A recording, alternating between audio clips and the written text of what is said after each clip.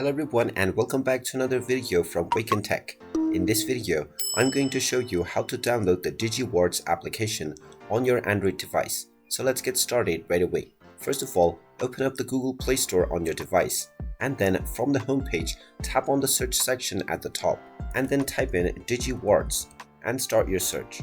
Once you find the Digiwards application, tap on it and you will see the install button if you haven't already installed it.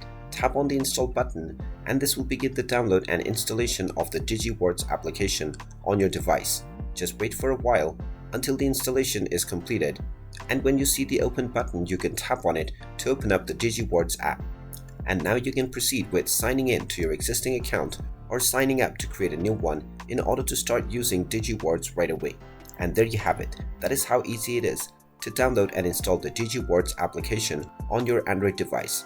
If you find this video helpful, make sure you hit that like button and subscribe to our channel if you haven't done so already.